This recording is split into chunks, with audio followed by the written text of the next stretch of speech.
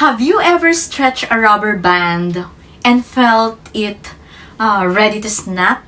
Or climb to the top of a slide and felt that exciting moment before going down? Did you know that even before anything moves, energy is already stored? Hala, talaga? Today, we are going to learn about potential energy. Energy stored in an object because of its position or condition. Hello, my dear students! Welcome back to my YouTube channel. This is me, Teacher Tin, your science teacher for today. And by the end of this lesson vlog, you will understand how height, mass, and even the stretching or store energy. So get ready and let's discover the hidden energy around us. So kung bago ka pa lang sa channel na ito, para makapasa ka sa mga susunod mong exam, huwag kalimutang mag-subscribe, like, and hit the notification bell for more update in Science 8.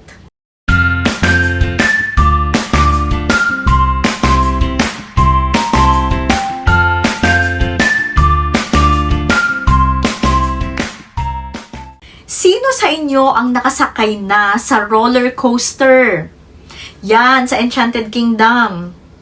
Yung umiikot-ikot kayo, bumabaliktad-baliktad kayo. Yan, sa Space Shuttle. Ayan. So, kung nakasakay na kayo, sa palagay nyo, when does the train on this roller coaster have the most potential energy? Saang position kaya sa roller coaster may pinakamataas ang tinatawag nating potential energy? Okay, very good. So, potential is high on the peak of the roller coaster. Sa lugar na pinakamataas, nandun din ang pinakamataas na potential energy. Ano ba pag sinabi nating potential energy? What are the two factors that may affect potential energy? Okay, we have the mass and we have the height. Yan, yung bigat at yung taas ng isang bagay, maaring mag-define kung mayroon ba or kung gaano ba kataas o kalaki or kababa ang isang potential energy. Always remember that the gravitational potential energy, yung tinatawag natin na GPE or gravitational potential energy, it is just one type of potential energy. And another type is what we call the elastic potential energy. So, anything na stretchy, anything na elastic, ibig sabihin, mataas ang kanyang potential energy. Kaya, kapag sa exam, meron tanong doon na which of the following materials has the highest potential energy. At ang pinagpipilian ay rubber band, plastic, metal. So, piliin nyo dyan yung pinaka-elastic kasi yan ang may most potential energy. In our previous discussion, pinapili ko kayo between the two objects. Yung isa, hawak lang yung bola, and the other one, nilaglag yung bola. On the previous discussion, you told me that when you drop the ball, that's the moment na nagkaroon na ng kinetic energy. But if the boy is just holding the ball, so it means that there is a potential energy. Kasi pag sinabi nating potential, stored, nakatabi, nakatago, hindi gumagalaw. Dahil ang kinetic, yan yung mga bagay na gumagalaw. Pero once na nakatigil, potential energy yan.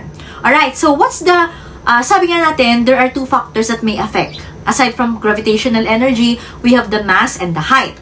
And for the potential energy, we'll be using the formula PE is equals to mgh.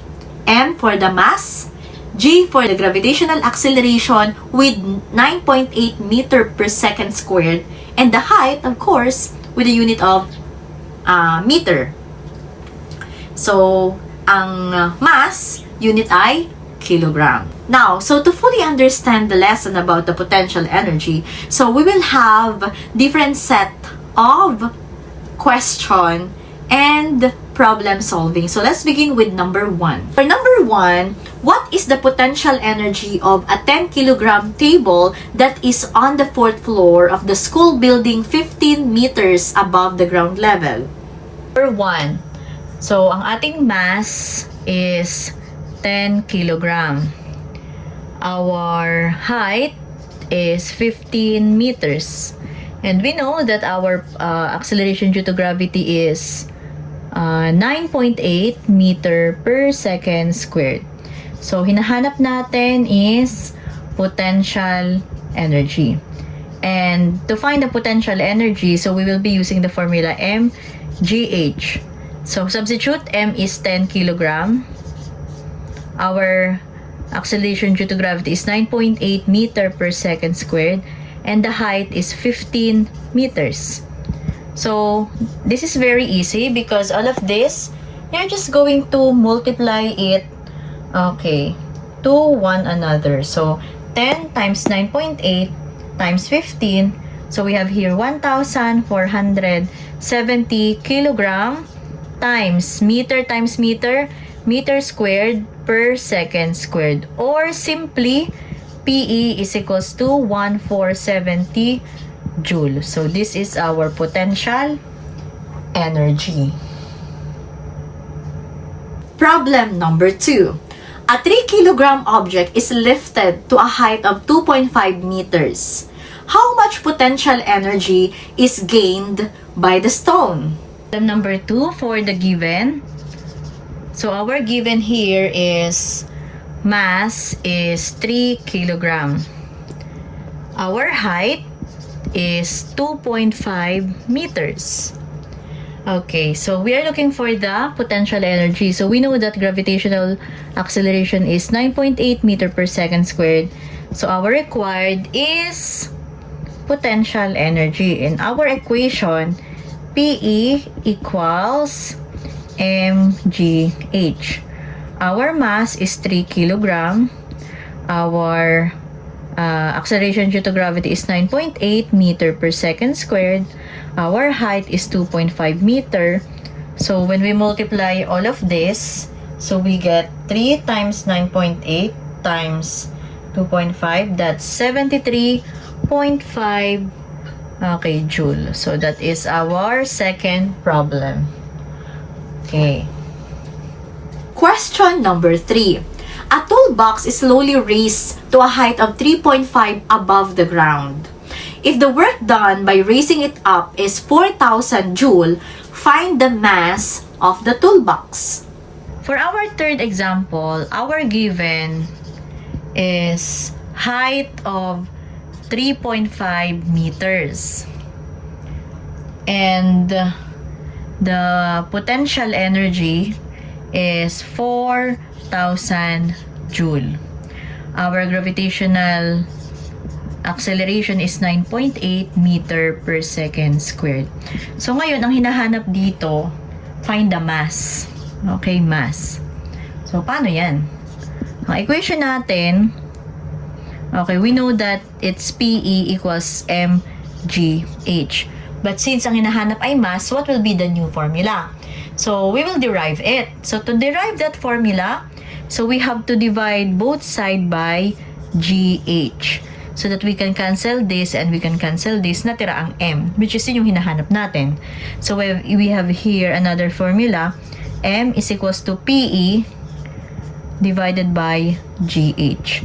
So our PE is 4,000 joule. So ang joule, alam natin na kilogram times meter squared, okay, per second squared. Divide. Bakit natin ginawang expanded instead of J? So that we can analyze the unit para malaman natin kung paano matitira ang kilogram. Ang G natin ay 9.8 meter per second squared. At ang atin namang height ay 3.5 meters. So, mapapansin nyo, 2 meter, so cancel na yun. 2 seconds, cancel. So, natira ang kilogram, which is yung unit ng mass. So, pag dinivide natin yan, 4,000. Okay, 4,000 divided by, 4,000 kilogram divided by 9.8 times 3.5. So, that's 34.3. So, when we divide this, 4,000 divided by 34.3, so we have here 116.62 kilogram, which is the unit of mass na hinahanap natin. Okay, so ayan na po ang ating formula at equation. This is the end of our lesson vlog about potential energy.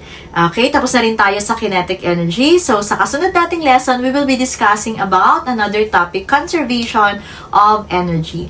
So, I hope you stay tuned on this channel. Okay, at may mga exam tayo na maaring makuha because of this lesson. So, kung bago ka pa lang sa channel na ito, don't forget to subscribe, like, and hit the notification bell for more updates. In Science 8, this is me once again, Teacher Tien, your science teacher for today.